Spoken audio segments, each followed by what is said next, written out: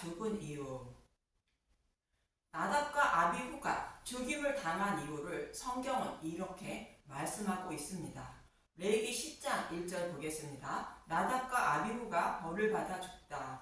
아론의 아들 나답과 아비후가 각기 향로를 가져다가 여호와께서 명령하시지 아니하신 다른 불을 담아 여호와 앞에 분향하였더니 너와 내 자손들이 회막에 들어갈 때에는 포도주나 독주를 마시지 말라. 그리하여 너희 죽음을 면하라. 이는 너희 대대로 지킬 영영한 규례라.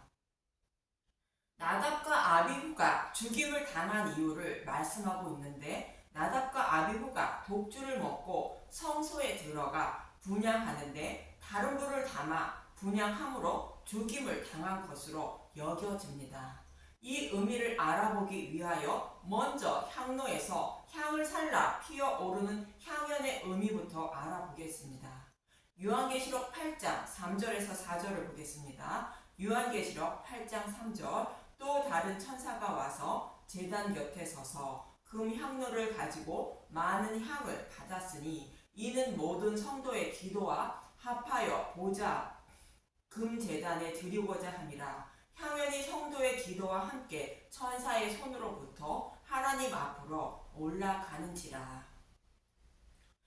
이처럼 향연은 기도를 말하는데 예수님의 중보 기도를 말하는 것으로, 예수님의 중보 기도가 성도의 기도와 함께 하나님께 상달되는 모습입니다.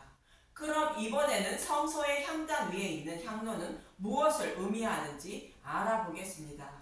구약에서는 금향로가 있는 향단이 지성소가 아닌 성소에 있는데 증거계 앞에 두게 됩니다. 출애굽기 40장 5절. 또 금향단을 증거계 앞에 두고 성막문에 휘장을 달고. 증거계는 휘장한 지성소에 두고 향단을 휘장 밖 증거계 앞 성소에 두게 됩니다. 향단을 증거계 앞에 두지만 휘장으로 가로막혀 서로 보이지 않는 상태입니다.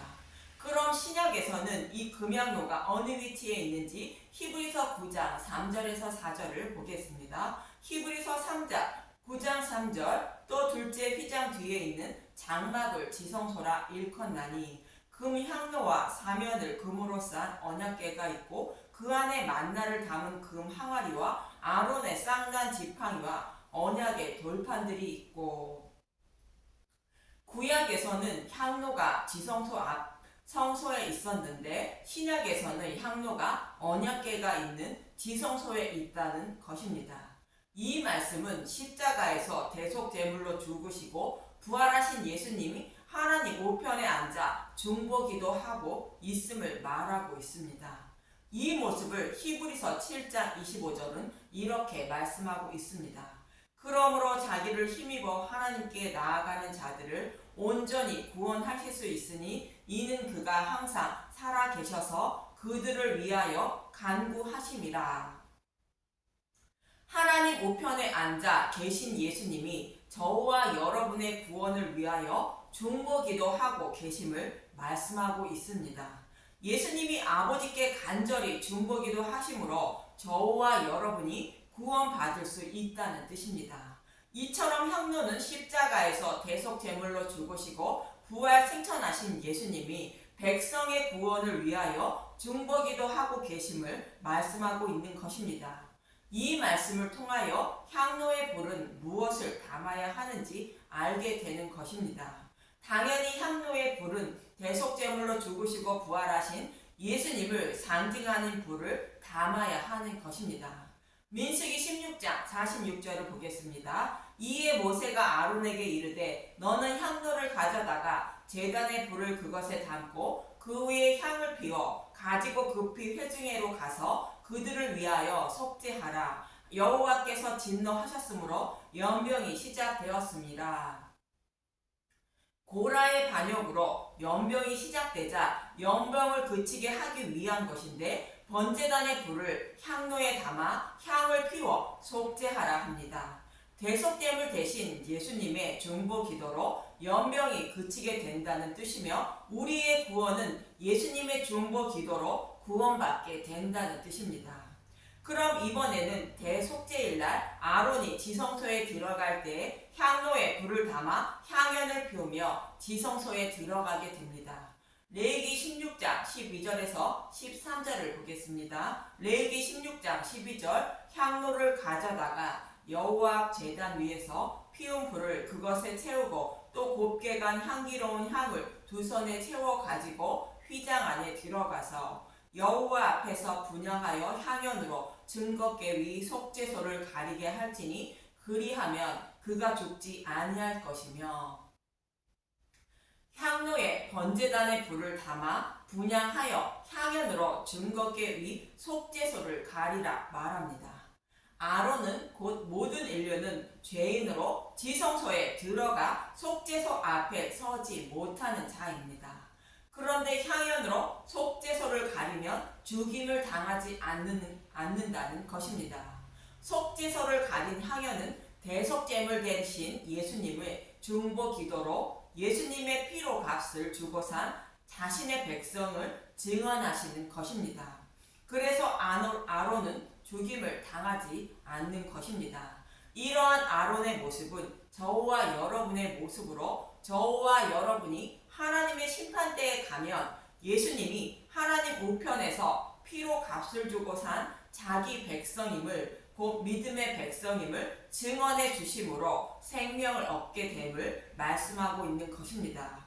예수님이 피로 값을 주고 산 하나님 백성이면 예수님은 믿음을 선물로 주셔서 믿음에 이르게 하시는 것으로 당연히 믿음의 용사인 것입니다.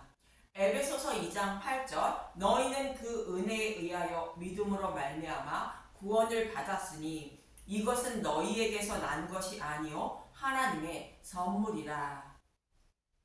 이 방법 외에 저와 여러분이 구원받을 수 있는 방법이 없다는 것입니다.